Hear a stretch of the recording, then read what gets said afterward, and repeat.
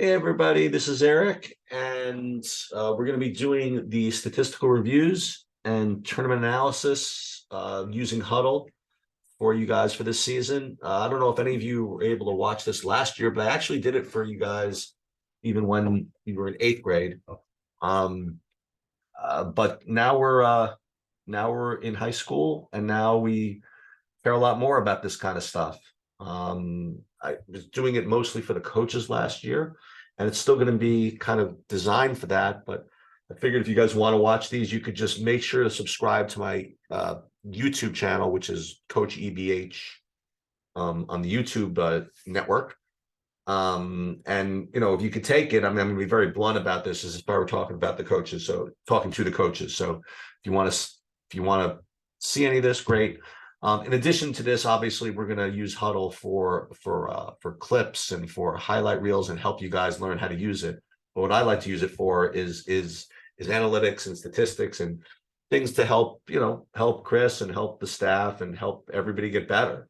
Unfortunately, I'm not going to be able to get to that many of the practices this year or get to many of the games. So a lot of what you'll see me this season is probably more behind the scenes, but this is what I enjoy doing, and hopefully this helps. So we're going to do a video pretty much after every game set gets broken down by Huddle, and I'm going to go over the things that we're going to be looking for you guys as a team from a statistical perspective. Some of you might think this is a little bit too advanced and too out there, but I'm telling you, I did this with my seventh graders when I had my teams.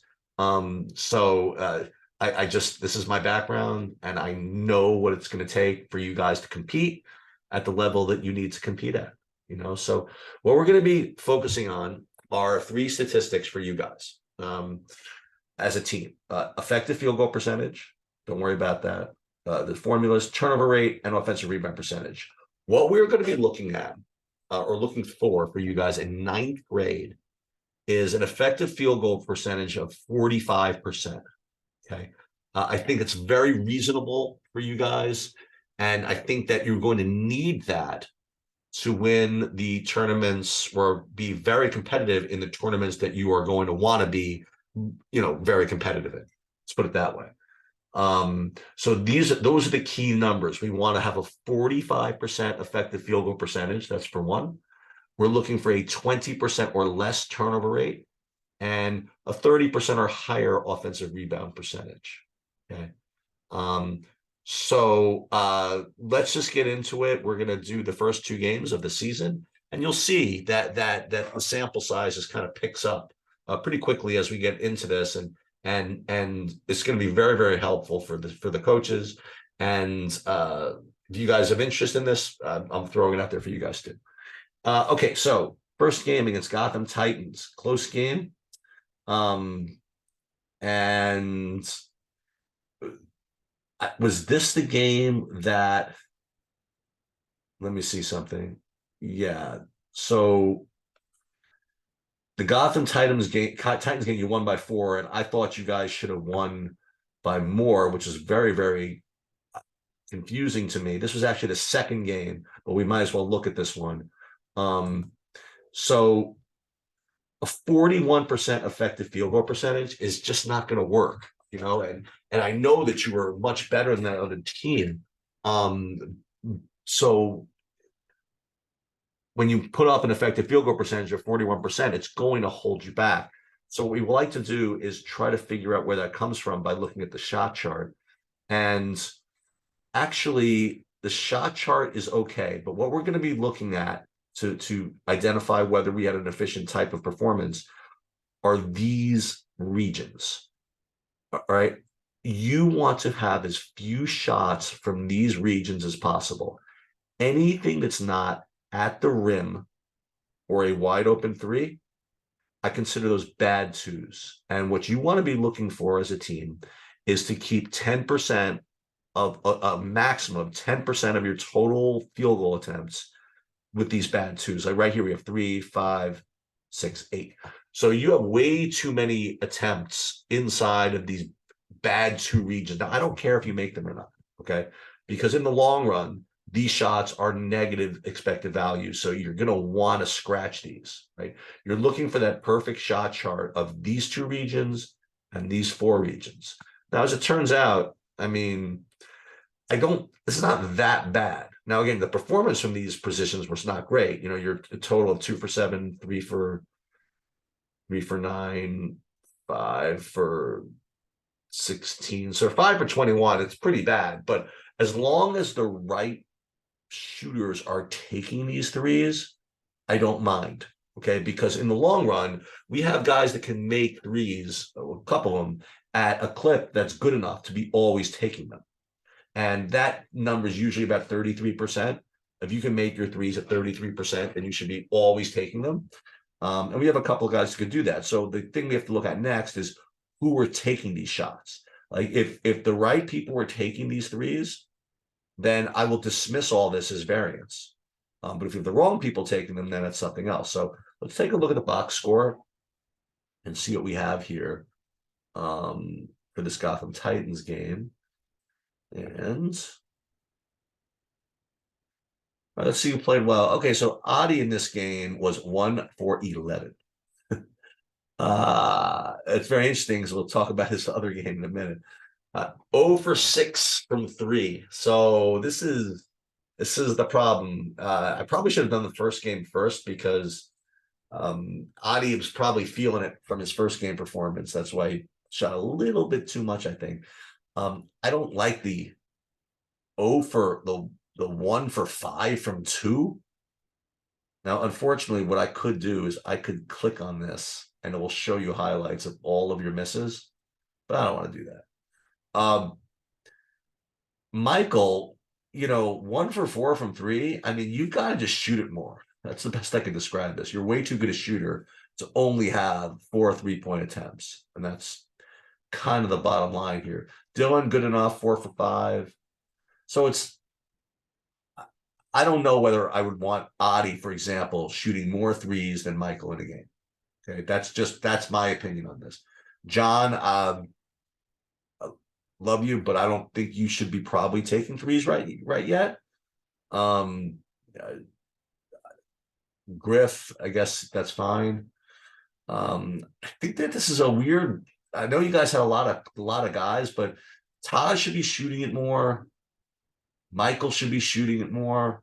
So this is the problem, I think, because I really think that the better shooters and the better overall scorers should have had just a higher usage rate from the people for this particular game. That's just my opinion. Okay, let's move on though to the second game, which is actually was the first game, and that was the Atlantic Shark game. So you guys won 62-37. I expecting to see some big time numbers here.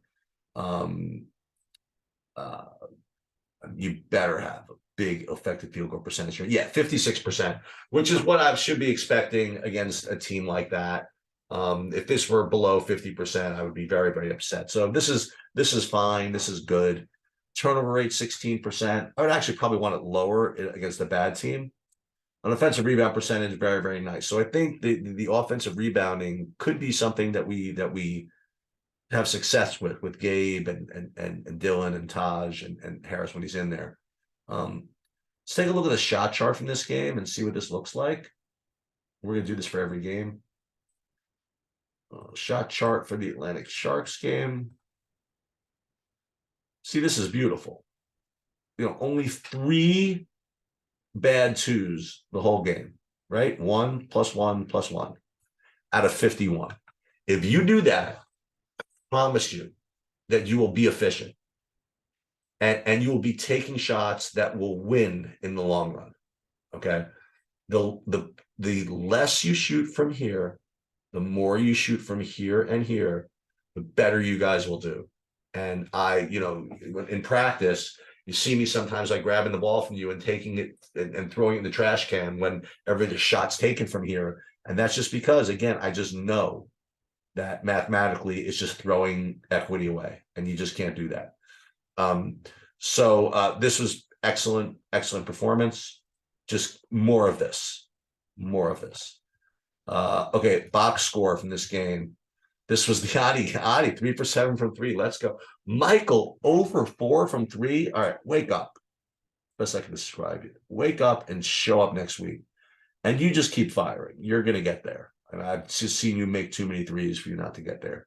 But the real key is everything at the rim. I mean, Dylan 3 for 3, Gabe 4 for 7, even Harris 1 for 2, Grip 4 for 8. I mean, this is exactly what you want. Okay. But Adi, look at that, 16 points. Turnovers, Taj 3, Harris 3. Harris, you don't need to be turning over 3 times, playing 9 minutes. But overall, I have to say, listen, even though the team that you played wasn't great, that you beat, the fact that you committed to good shots is very encouraging. Because sometimes in practice, you guys take these horrible twos and drives me to the lunatic asylum. I'm really hoping that you continue this trend as we develop into the season. I mean, I have to say that, it's kind of hard to say, but this team could be decent. You have a decent mix of guys that can shoot, guys that get after it, got a little bit of size this year. I mean, this is looking forward to seeing what you guys can do. So anyway, if you want to subscribe to my channel, Coach EBH, you get notified whenever these videos get put up there. And I'll also put some other stuff on the channel that might be relevant to you, I think. So that's that. Good start. And next week at the Island Garden, we will continue to amass sample size and amass different statistics, and we'll continue to improve. And hopefully, we get these things turned around before practice. Then, Chris, or God forbid if I can ever make it to one of them, can go over this stuff and continue to pound on you guys how important it is to take good shots and do the right thing to improve your performance. That'll do it. Good luck, everybody.